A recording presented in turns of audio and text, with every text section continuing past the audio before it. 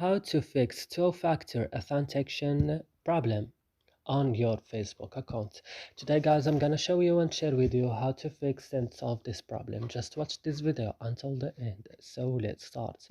First you will just open settings and you will go directly to apps, and on apps guys you will just scroll down and you will search for Facebook. Then when you found it guys, you will just open it like this, and then you will scroll down the screen, sorry, and you will go to storage. You will go to the last option or to the bottom of the screen and click on clear data, then click OK, and now your problem will fixed. So I hope this video is useful for you. Do not forget to like and subscribe in our channel. See you in other videos.